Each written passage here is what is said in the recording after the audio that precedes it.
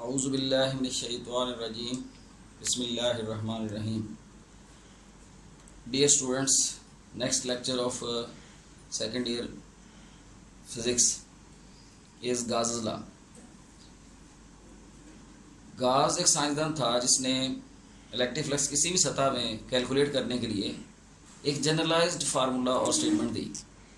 इससे पहले हमने पढ़ा कि इलेक्ट्रिक फ्लक्स जो है वो डॉट प्रोडक्ट होता है electric field E and vector area A, लेकिन वो इक्वेशन तब वैलिड थी जब एरिया फ्लैट हो। चूँकि हमें ये इक्वेशन इम्प्लीमेंट करने के लिए किसी भी सतह को फ्लैट बनाना पड़ता था, जो कि बहुत सारे छोटे छोटे हिस्सों में तकसीम करना पड़ता है, और ये एक लॉन्ग लेबोरियस मेथड था जिससे इलेक्ट्रिक फ्लक्स निकालना खासा मुश्किल काम था। तो प्रीवियस आइडिया जो electric flux through a close surface spherical shape की थी, जिसमें से हमने इलेक्ट्रिक फ्लक्स निकाला, वो दो चीज़ों पे डिपेंड करता है। एक, इलेक्ट्रिक फ्लक्स निकालने के लिए हमें चार्ज की मिकदार चाहिए, और दूसरा, जिस मीडियम में वो चार्ज रखा गया है उस मीडियम की परमिटिविटी चाहिए। तो यही आइडिया इस्तेमाल करते हुए गाज ने उसको एक जनरलाइज्ड लॉ की शक्ल में पेश किया, जिसको हम गाज़स लॉ कहते हैं। इस फार्मूले को साबित करने के लिए, प्रूव करने के लिए, गाज ने एक ऐसी सतह ली जिसकी कोई ख़ास शक्ल नहीं थी, इर्रेगुलर शेप थी। उसको हम कहते हैं arbitrary shaped closed surface. Arbitrary कहते हैं ऐसी सतह जिसकी कोई रेगुलर शेप ना हो, उसको आर्बिट्रेरी शेप्ड सरफेस कहते हैं। क्लोज सरफेस का मतलब ये है कि वो अगरचे इर्रेगुलर आर्बिट्रेरी शेप सरफेस है, लेकिन वो उसकी बाउंड्री लिमिटेड हो।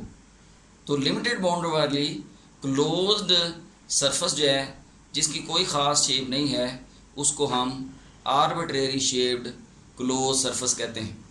तो ऐसी उसने एक सतह ली जो बिल्कुल इर्रेगुलर शेप थी, और उस पर बहुत सारे चार्जेस जो हैं वो रैंडमली आर्बिट्रेरीली डिस्ट्रीब्यूट कर दिए। यानी ये चार्जेस हैं, ये सतह ऐसा है जो इर्रेगुलर शेप है, आर्बिट्रेरी शेप्ड सरफेस है, लेकिन क्लोज्ड है, जिसकी एक डेफिनेट बाउंड्री है।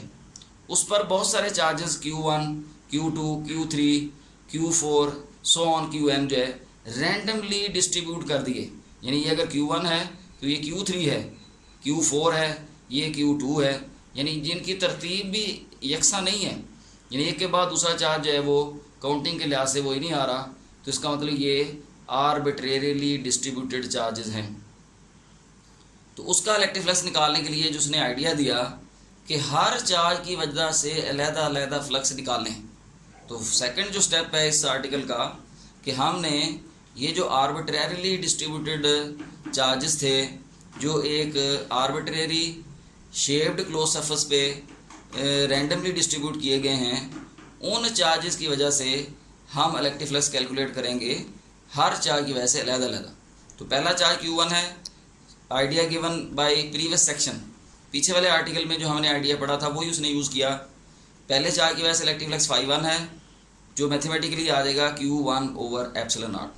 सेकंड चार्ज की वजह से Q2/ε0। थर्ड चार्ज की वजह से Q3/ε0।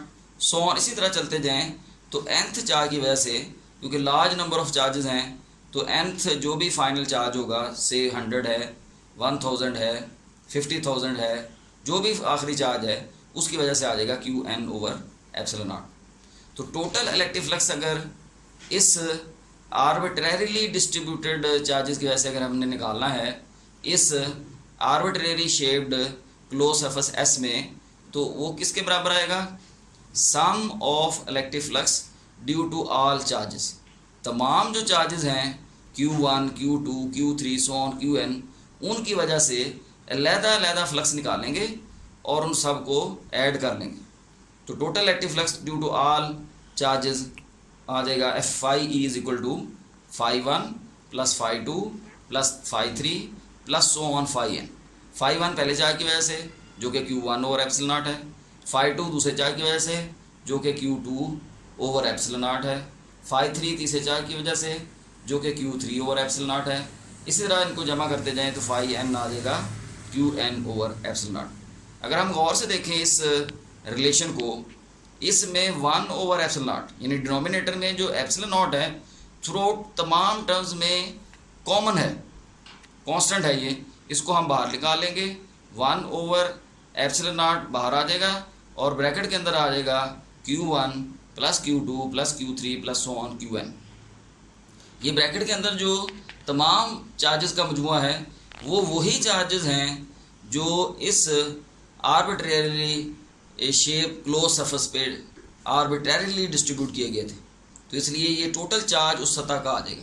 इन तमाम चार्जेस का मजमुआ वो टोटल चार्ज होगा जो इस आर्बिट्रेरी शेप्ड क्लोज सरफेस का है।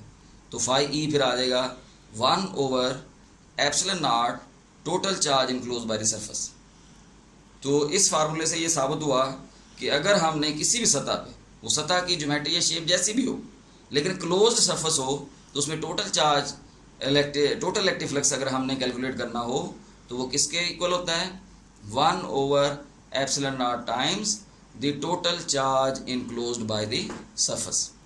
तो इसलिए फाइनली इससे ये नतीजा अखज़ करते हैं और गाजर लॉ की स्टेटमेंट इससे आ जाएगी, the total electric flux through any close surface is equal to 1/ε0 times the total charge enclosed in this surface.